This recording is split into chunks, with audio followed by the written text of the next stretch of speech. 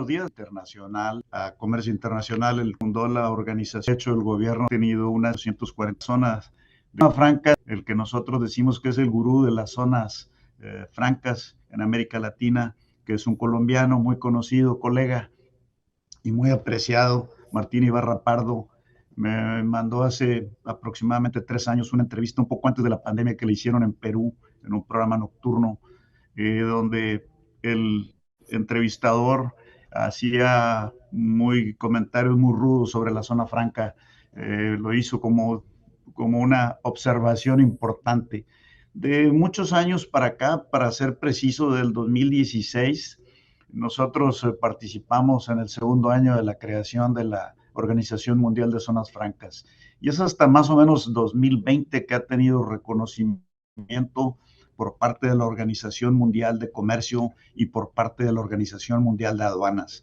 ¿Por qué esto? Bueno, porque en el pasado, debido a circunstancias de la economía mundial y sobre todo tomando en cuenta que los países del grupo de los 7, que son las economías más destacadas del mundo, principalmente Estados Unidos, siempre ha sido el que establece las reglas en la Organización Mundial de Comercio y ha buscado seguir los principios de la doctrina Monroe.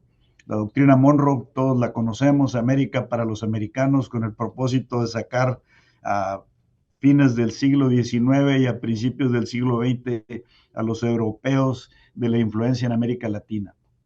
Sin embargo, las cosas llega el momento en que toman su nivel por la cuestión geopolítica, que ahora la estamos viviendo más, los mercados, etcétera, el ascenso de China a la Organización Mundial de Comercio en el año 2000, y al final de cuentas, la zona franca se ha privilegiado, se le ha dado un lugar como motor de desarrollo en las economías. En el caso particular de lo que es México, el motor de economía que buscó en el 1970, poniéndolo en un contexto, fue el Export Processing Zone. El Export Processing Zone es la maquila que todos conocemos. Es exportación de producto ensamblado, subensamblado, manufacturado en otro país, en este caso México, para los Estados Unidos. Para Estados Unidos ha sido muy cómodo seguir esta figura. En América Latina, la zona franca me parece que es un pilar del desarrollo. Lo hemos visto con las estadísticas y lo vamos a ver a continuación. ¿De dónde venimos? Bueno, pues venimos propiamente de una época convulsa, desde lo podemos ver a continuación. Esta acta de tarifas, si lo vemos a continuación, el acta de tarifas es prácticamente lo antiguo y lo nuevo. ¿Por qué? Porque estamos volviendo a los tiempos antiguos. Estados Unidos, con su sistema proteccionista, ha implementado la misma práctica. Pero para no dejar lagunas en lo anterior comentado sobre zonas francas, quiero enfatizar que la zona franca como motor de desarrollo perfectamente definido y la mejor práctica, en mi opinión, para América Latina, no es más que una zona geográfica determinada a la cual se le dan incentivos de tipo aduanero, y a final de cuentas, desde el punto de vista aduanero, la zona franca tiene un régimen particular, un régimen. La única crítica que yo pondría como alguien que practica desde hace 43 años el tema aduanero y las zonas francas por los últimos 8 años al menos, y las he visto alrededor del mundo y daremos ejemplos a continuación. La única crítica que yo haría es que no veo un involucramiento de las universidades locales en los países diferentes de América Latina que tengan la carrera de comercio internacional con aduanas mezclado para que permitan tener un desarrollo eficiente y poder llevar a buen puerto la práctica del comercio internacional en la figura de zona franca, vinculándolo con el tema aduanero. Cuando visitamos países, principalmente Asia, la crítica que nos han dado en China principalmente, dicen, bueno, los que vienen a visitarnos son desarrolladores industriales, está muy claro, pero veo que no saben nada de aduanas. Y esa ha sido una observación que nos han hecho, en lo cual yo invito a todos a que empiecen a vincular y a abrir carreras que tengan esa acentuación. Venimos de la que todos los que han estudiado en la universidad lo han visto, con la Bajo y David Ricardo, con las ventajas comparativas. Adelante. Depresión y el New Deal, que clase dicen más el beneficio, una discusión mundial, de la guerra civil de hecho que estamos viviendo ahora, la disolución del en el año 2000, recesión del 2008, anterior a la que países nuestros en América Latina ya está haciendo estragos. Adelante. Geopolítica y comercio principios del nuevo comercio internacional. Adelante. De controlan los que contribuyen a la resolución de la Organización Mundial del Gobierno de a los temas comerciales, formamos el Comité Minsk, la Corte Internacional donde se resuelven disputas comerciales también dentro de los Estados Unidos con la jurisdicción de absorber cualquier problema o disputa planteada de comercio internacional con los Estados Unidos. Esto es independiente de lo que norma y regula la Organización Mundial de Comercio. Tenemos el Departamento de Comercio y algunos otros organismos dentro de él. Adelante. Bueno, la crisis, estamos viendo una economía de guerra, sin duda. Tenemos crisis de salud post-COVID, tenemos una crisis económica, tenemos una crisis humanitaria de desplazamiento también en América Latina, en los países de Oriente Medio, y que están llegando la problemática de Europa. Adelante. Producción y los costos, lo vamos a comentar. La deslocalización a regionalización. En el año 2020 tuvimos la oportunidad de ser conferencistas en World Free Zone Organization junto con la Asociación de Zonas Francas. Afortunadamente todo esto se ha venido dando para bien, porque en América Latina estamos teniendo beneficios, lo vamos a ver a continuación. Y bueno, la deslocalización de la producción empezó aproximadamente a fines de los años 80. Los países G7 principalmente se dieron a la tarea de empezar a extender la localización de la producción propia y llevarla a otros países. Es lo que llamamos deslocalización. Desde luego que con tecnología, como dicen de los países del norte, y mandar la producción a los países del sur, que ahora le llaman el sur y el norte global. Y luego vemos que para esto se aprovechó la ventaja de los tratados comerciales de Estados Unidos, en el caso particular de Estados Unidos como miembro G7 con América Latina. Todos estos tratados comerciales, el CAFTA, que viene para Centroamérica y el Caribe, el que tiene Perú de promoción comercial, el que tiene Chile con los Estados Unidos, al igual que Perú, y lo tiene Colombia, y lo tiene Panamá, y el que tiene México a su vez. Adelante.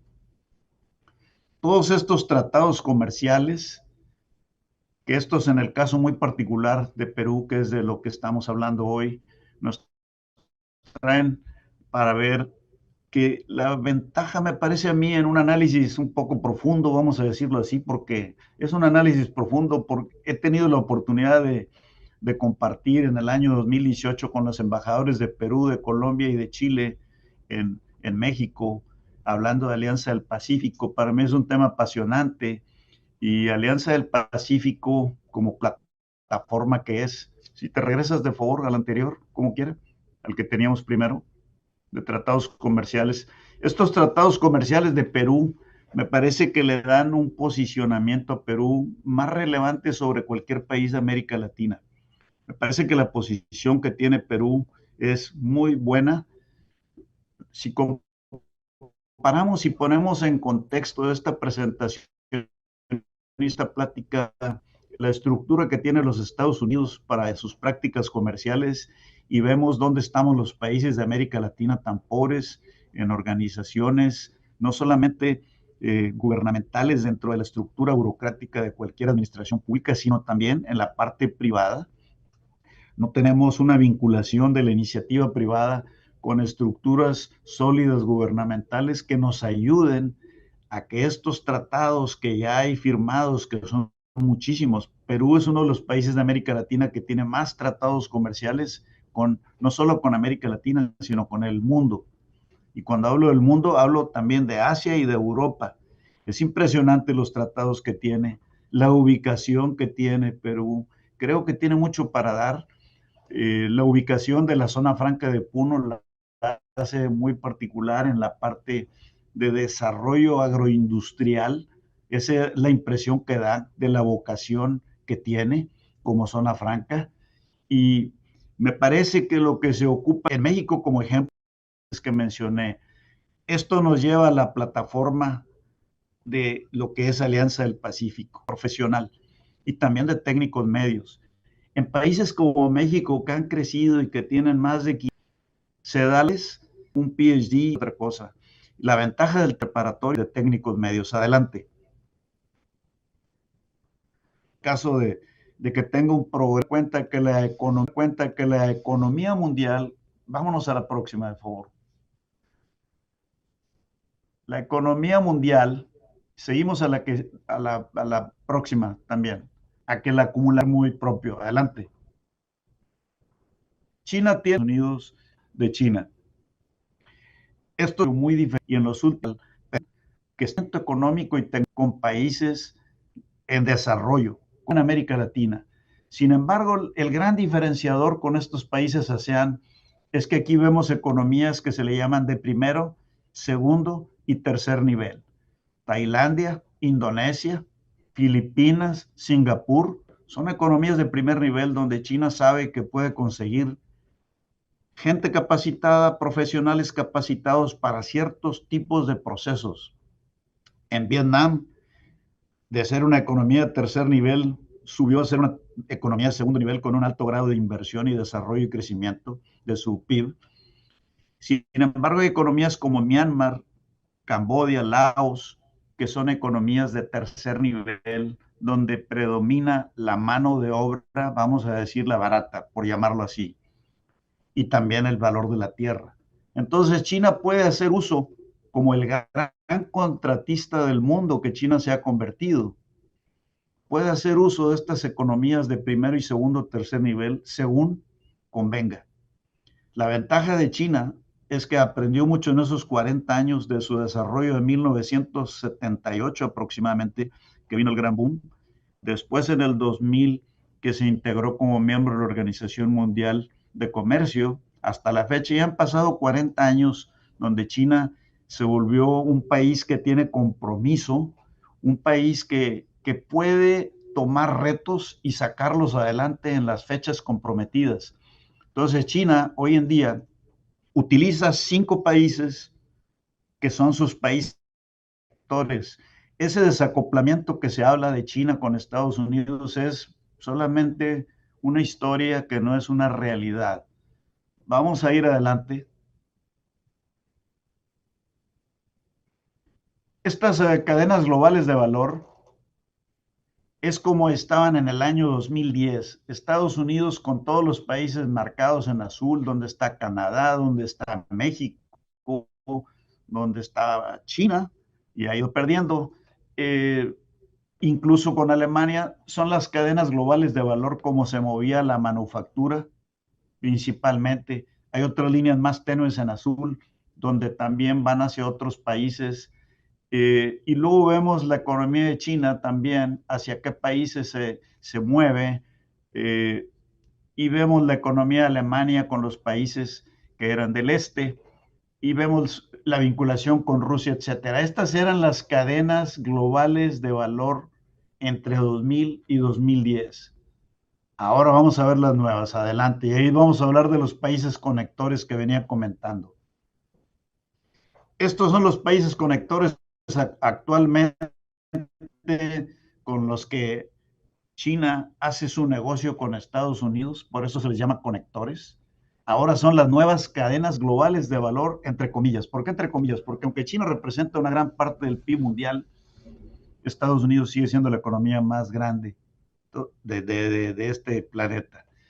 Sin embargo, de 2017 a 2023 se generaron flujos de inversión por 550,000 millones de dólares entre estos países.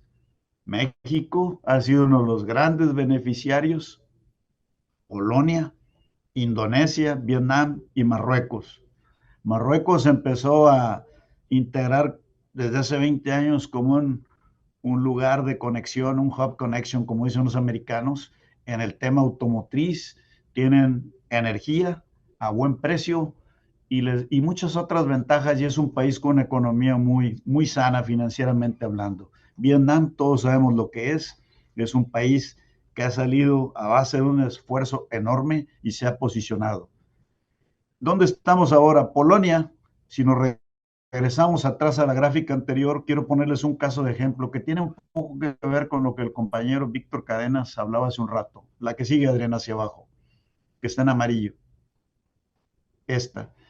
Si nosotros vemos estos salarios dentro de las cadenas globales de valor, el país que siempre me ha llamado la atención es Polonia, porque en el año 2000 tenía un ingreso per cápita de $6,000. Y para el año 2010 tenía un ingreso per cápita, si más no veo ahí bien, son $10,000. ¿Cuánto creció? Creció exponencialmente en 10 años el ingreso per cápita. Y cuando nos metemos a estudiar el motivo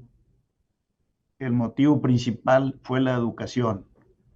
La educación es lo que hizo que esa brecha se pudiera cubrir y la derrama social, desarrollación de todo, es la derrama de la zona franca, se va a trabajar en las condiciones de la América Latina 4 años, donde tengo, quiere decir, para operar, ya se van a operar esa parte, porque el desarrollador industrial se dedica a hacer su parque, no ve lo aduanero, no se involucra con la comunidad municipal, regional, estatal, y tampoco ve la parte de plataformas logísticas.